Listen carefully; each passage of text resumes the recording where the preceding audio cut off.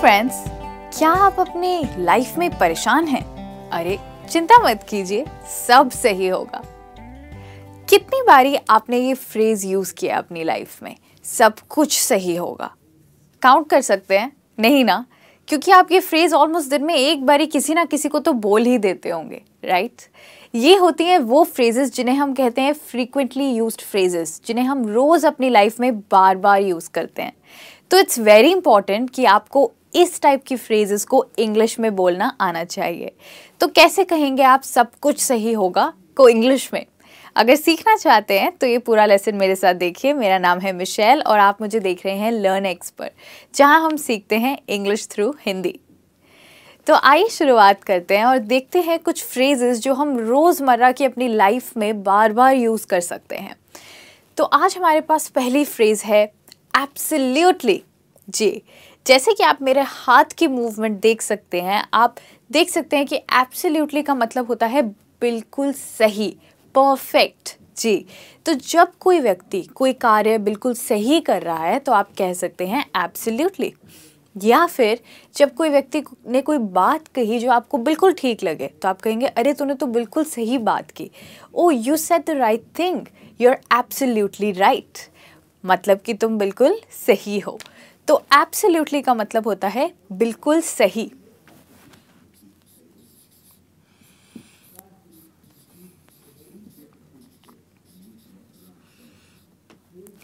अब हमारी next phrase है all will be well. Well का मतलब होता है अच्छा। अब तो आप समझ गए होंगे कि मैं कौन सी फ्रेज की बात कर रही हूँ। जी, मैंने ये वीडियो इसी फ्रेज से स्टार्ट की थी, सब कुछ सही होगा। इसको हम इंग्लिश में कहते हैं ऑल विल बी वेल।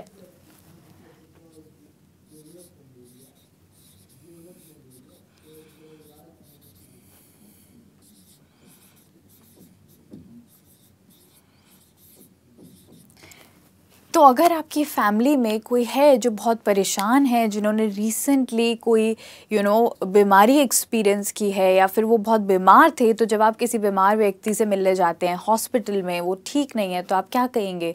परेशान मत हो, सब सही हो जाएगा। Don't worry, all will be well. जी, ये एक बहुत एनकरेजिंग फ्रेज है जो आप यूज़ कर सकते हैं।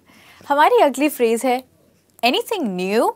ओके, ये एक सवाल है। जी, तो जब आप किसी व्यक्ति से बहुत समय बाद मिलते हैं तो आप उनसे क्या पूछ सकते हैं? ऑब्वियसली हिंदी में तो आप यही कहेंगे, और भाई कुछ नया ताज़ा हुआ क्या? जी, इसी फ्रेज को इंग्लिश में बोलना बहुत सिंपल है, सिर्फ 2 वर्ड्स चाहिए, एनीथिंग न्यू, मतलब कुछ नया हुआ क्या।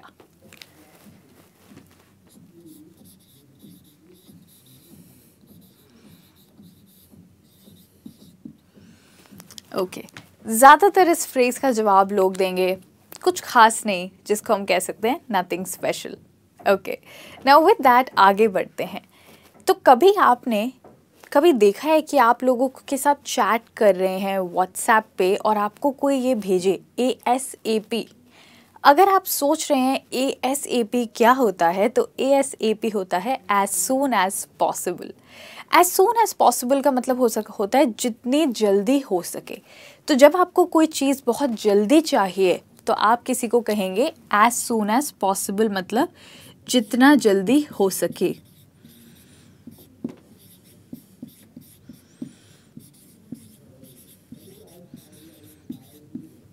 अगर आपको किसी से कोई फ़ोटोज़ लेनी है और आपको वो जल्दी से चाहिए तो आप कहेंगे मुझे जल्दी से फ़ोटोज़ भेज दो, जितना जल्दी हो सके। Send me the photos as soon as possible. Okay, तो हरी अप की जगह आपको यूज़ करना चाहिए एज सून एज पॉसिबल, जितना जल्दी हो सके। The next one is as you please. अब प्लीज़ का मतलब तो कृपया होता है, रिक्वेस्ट करना होता है, पर यहाँ पर प्लीज़ का मतलब है जैसा आपको ठीक लगे, राइट? एज यू प्लीज़ का मतलब होता है जैसा आपको ठीक लगे।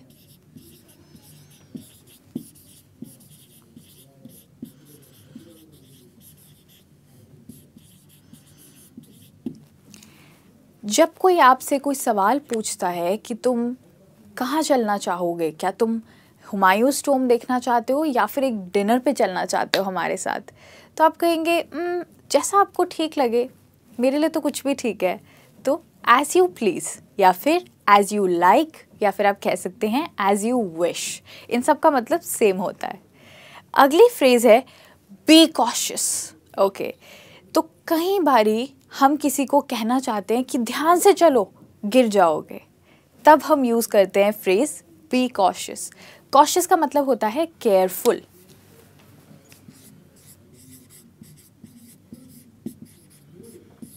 और बी कॉशियस का मतलब होता है ध्यान रखो।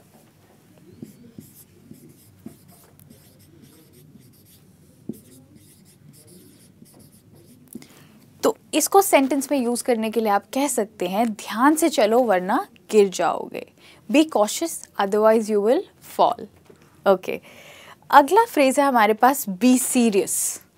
तो कई बारी ऐसा होता है कि हमारे आसपास लोग बहुत मजाक कर रहे हैं, हल्ला मचा रहे हैं। जैसे कि ऑफिस में आप अगर काम करने की कोशिश कर रहे हैं, आपके साथ वाले टेबल पे बैठ के आपके कुछ कॉलीग्स थोड़ा शोर मचा रहे हैं, हंसी मजाक कर रहे हैं, तो आप इंपॉर्टेंट काम कर रहे हैं, आप कहेंगे can you please be serious for a while, या फिर can you please be quiet for a while. मतलब थोड़ी देर के लिए प्लीज़ शोर मत बचाओ और सीरियस रहो, मैं कुछ काम करने की कोशिश कर रहा हूँ। सीरियस का मतलब होता है गंभीर।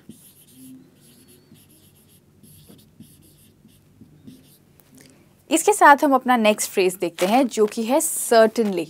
सर्टेनली होता है हाँ ज़रूर। ओके, सर्टेनली का मतलब होता है हाँ ज़रूर।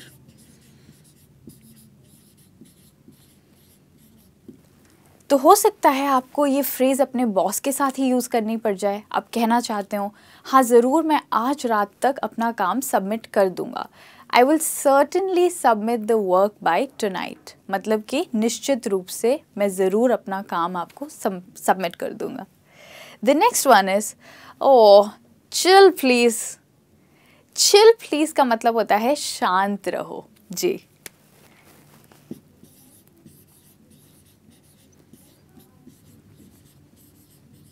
जब आपको लगता है कि कोई आपसे गुस्सा हो रहा है या बार बार कुछ बोल रहा है गुस्से में, तो आप उसको रिस्पॉन्स में कह सकते हैं अरे शांत रहो, इतना क्यों गुस्सा हो रहे हो। Chill please, don't be so angry. Okay, इसको आप तब यूज़ करेंगे जब कोई आपसे गुस्सा हो रहा है या बेबात पर नाराज़ हो रहा है, तो आप कहेंगे chill please. Okay, with that हम नेक्स्ट देखते हैं क्लियर इट। तो कई बारी हम देखते हैं कि कुछ किसी ने गिरा दिया है या कोई चीज़, कोई टेबल बहुत गंदा हुआ है, तब आप किसी को उस जगह को साफ़ करने के लिए कह सकते हैं क्लियर इट। क्लियर इट का मतलब होता है साफ़ करो।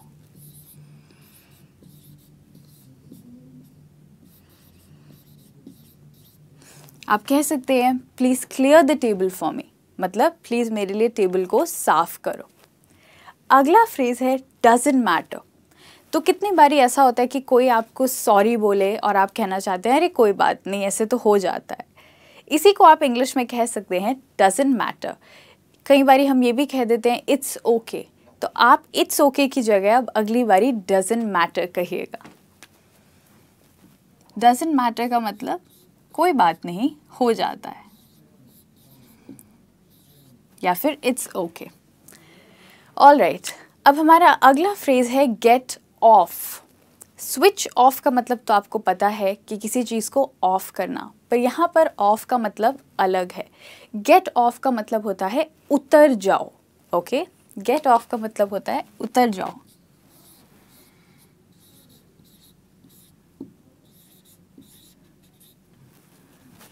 अब जैसे कोई व्यक्ति किसी कुर्सी के ऊपर खड़ा होके लाइट ठीक कर रहा है और आपको लगता है कि उसकी कुर्सी गिरने वाली है, तो आप कहेंगे get off the chair. Okay, मतलब कुर्सी से उतर जाओ। आप उन्हें ये भी कह सकते हैं बी कॉशियस, मतलब ध्यान रखो और ध्यान से लाइट ठीक करो। Okay, next phrase is be ready. तो कितनी बारी आप अपनी गर्लफ्रेंड का वेट करते हैं नीचे जब तक वो तैयार होकर आती नहीं है। वेल, अगली बारी आप जब उन्हें कह रहे हैं कि आप उन्हें पिकअप करने आ रहे हैं, आप उन्हें ऑलरेडी फ़ोन पर कह सकते हैं मैं 10 मिनट में पहुंच रहा हूँ, तैयार रहना। I will be there in 10 minutes, be ready. Be ready का मतलब होता है तैयार रहना।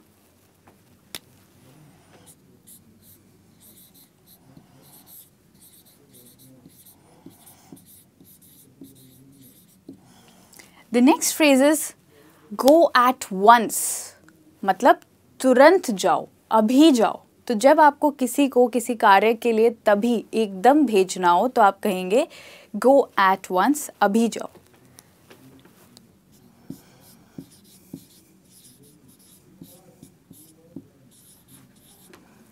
अभी जाओ और इलेक्ट्रिसिटी बिल पे करो। Go at once and pay the electricity bill. The next one is go away, मतलब चले जाओ।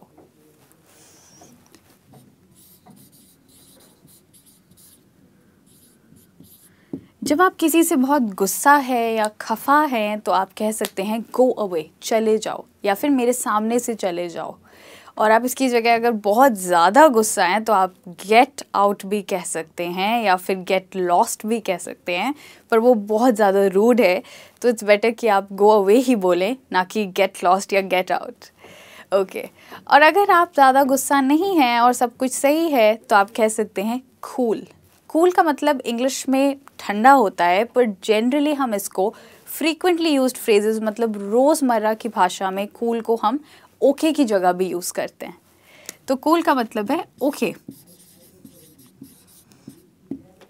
तो जैसे आप किसी से बात कर रहे हैं, आप ओके कहना चाहते हैं, आपको उनकी बात सही लग रही है, तो आप कहेंगे इट्स कूल, मतलब सही है, ठीक है। Okay, the next one is go straight. Go straight का मतलब होता है सीधे जाओ। इसको हम तब यूज़ करेंगे जब हम किसी को रास्ता बताना चाहते हैं। तो अगर आप किसी को कहना चाहते हैं कि सीधे जाके राइट मुड़ जाओ, go straight and turn right. तो जब आप किसी को रास्ता बताना चाहते हैं तो आप कहेंगे गो स्ट्रेट।